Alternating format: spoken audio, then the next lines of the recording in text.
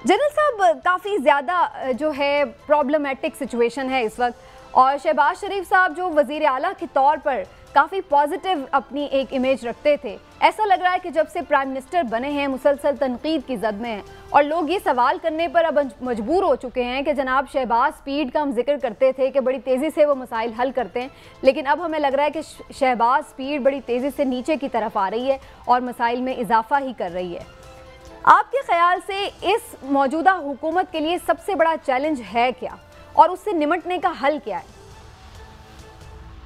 देखिए मौजूदा हुकूमत के लिए सबसे बड़ा चैलेंज मौजूदा हुकूमत खुद है।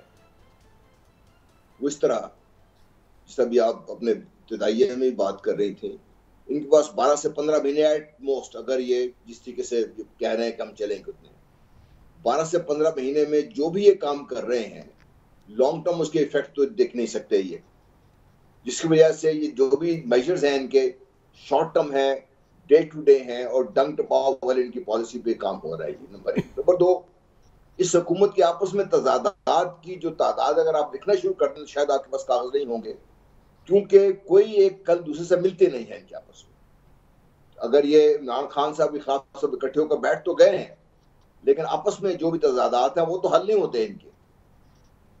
तीसरा और जो सबसे बड़ा इनके लिए मसला है कि स्टेबलाइज करना अपने आप को पॉलिटिकली, जब जैसे इमरान खान साहब ऑन द ऑफेंसिव हैं, इनके लिए वो तकरीबन मुमकिन तो हर चीज होती है, लेकिन जिस हालात से ये गुजर रहे हैं उनके लिए मुश्किल है। हर रोज कोई ना कोई नई चीज निकलती है जो इनके लिए चैलेंज बन के सामने आती है। इसलिए जब ये लोग बात करते हैं कि फ्रेश इलेक्शन हो जाए, शायद लोग इमरान खान साहब की सपोर्ट में इतनी बात नहीं कर रहे। वो इनको भी ये समझना चाहिए कि अगर ये आज 1.25 साल 1.5 साल के बजाय अगर ये करना ही है तो 5 साल का मैंडेट लेकर आए, तो 5 साल में शायद ये फिर वो डिलीवर कर सकें जो इनसे तवक्को की जा सकती है। देखिए शहबाज साहब के बारे में हमने बड़ा चढ़ा के बात पेश कर रखी थी। हम हमेशा से भूल जाते थे कि वो चीफ मिनिस्टर थे पंजाब के। यहाँ पर उनको एक तो पूरी फेडरल गवर्नमेंट की सपोर्ट थी उनको, यहाँ पे हर तरह से जो वो चाहते थे वो होता था।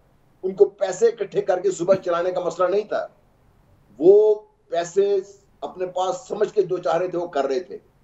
नतीजतन जो इन्होंने ऑप्टिकल इल्यूजन खड़े करके चले गए हैं वो इनके लिए भी गले में पड़ा हुआ है। इसमें फॉर एग्जाम्पल ऑनलाइन ट्रेन है, उसका हमने कर्जा भी लिया, उसकी किस्तें भी हमने देनी है और इसको चलाने के लिए भी साल का 1.5-2 अरब रुपये हमने निकाल के रखना है।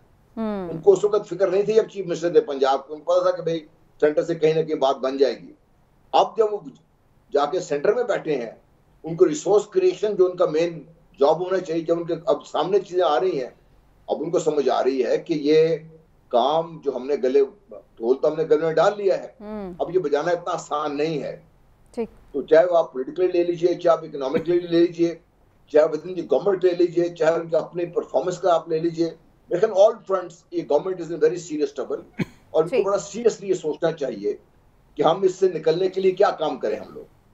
Very right. वो क्या हो सकता है उस पर मैं दोबारा भी आपकी तरफ आऊंगी। पहले मैं हिलाली साहब और सलमान आबिद साहब के भी कमेंट्स ले लूं। हिलाली साहब, हम तो ये सुन रहे थे कि पेट्रोल प्राइस बढ़ जाएंगे तो फिर IMF भी पैसे रिलीज कर देगा और दोस्त ममालिक भी फिर इमदाद दे देंगे, जैसे कि IMF के अगर हम प्रोग्राम में चले जाएंगे तो उससे हमारी मईशत जो है वो थोड़ी संभल जाएगी। लेकिन अब पेट्रोल प्राइस बढ़ने के बावजूद भी अभी भी हम यही बातें सुन रहे हैं कि जनाब अभी भी हम क्राइसिस में। कल भी अभी शहबाज शरीफ साहब यही बात कर रहे थे कि हमने तो दिवालिया कर दिया है मुल्क का। तो फिर इसका मतलब है कि खाली पेट्रोल प्राइस बढ़ने से बात बनी नहीं है। कैसे फिर इस वे आउट क्या है इस इकोनॉमिक क्राइसिस का? मेरे ख्याल में हमने दिवालिया मुल्क का नहीं किया था, मुल्क का दिवालिया ये दो पार्टीज जो 2018 तक थे उन्होंने तो कर दिया पूरा। अब ये 3 साल जो इस इमरान खान का वक्त आया था उस वक्त तक इस कौम का दिवालिया, इस इकॉनमी का दिवालिया हो गया। अब आप सोचिए 45 दिन में समीना क्या हुआ है। 45 दिन में पेट्रोल 60 रुपया बढ़ गया, इलेक्ट्रिसिटी 47% ऊपर, गैस 45% ऊपर। कब? व्हेन? जब इन्फ्लेशन बकौल गवर्नमेंट ऑफ पाकिस्तान के 13.5% है। मगर actually Steve Hanks, John Hopkins university का प्रोफेसर, उसने कहा है कि हमारे स्टैटिस्टिक्स के मुताबिक पाकिस्तान की इन्फ्लेशन रेट इज 38.17%, 38%। अब आपको मैं पूछना चाहता हूं, ऐसे मौके पे जब परचेसिंग पावर लोगों का खत्म हो रहा है, इसका मतलब क्या है? इसका मतलब यह है जब आप खरीदते कम है, कंजम्पशन कम है, उसका मतलब क्या है? डिमांड कम है। जब डिमांड कम होता है तो प्रोडक्शन कम हो जाती है, जब प्रोडक्शन कम हो जाता है तो इन्वेस्टमेंट कम हो जाता है, जब इन्वेस्टमेंट कम हो जाता है तो इकोनॉमी जो आपकी है वो श्रिंक करती है।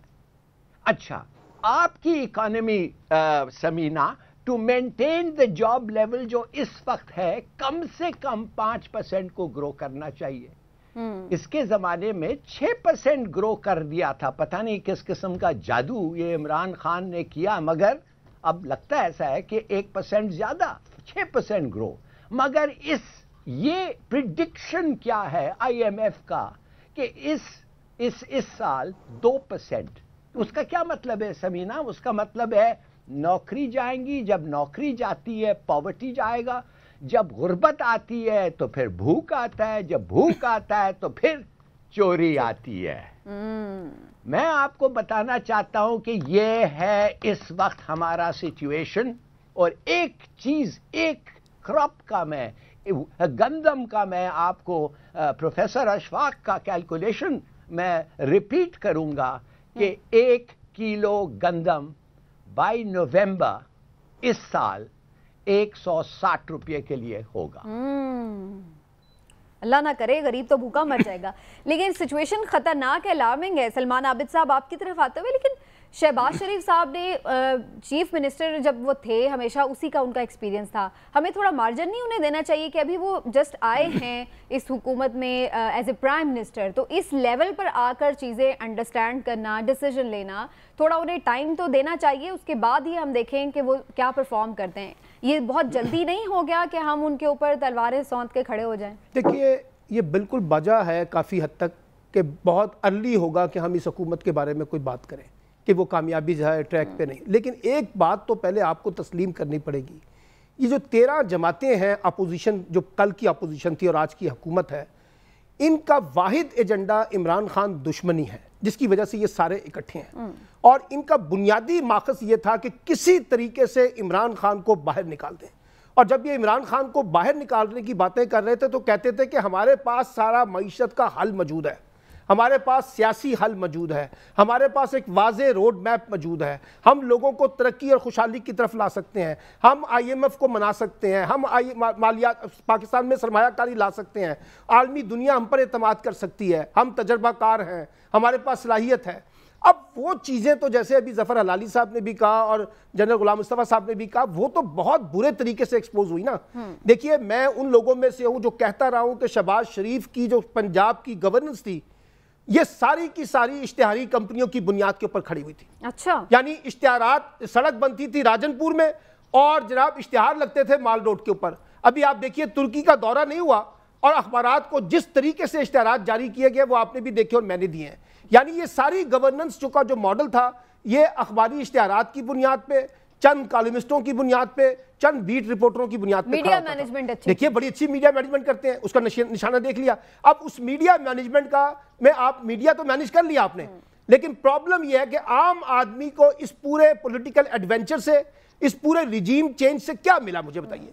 यानी आप मुझे बताइए, इस हुकूमत के जाने से पहले वर्ल्ड बैंक ने अपनी रिपोर्ट में कहा कि पाकिस्तान की मईशत एक ट्रैक के ऊपर आ गई है।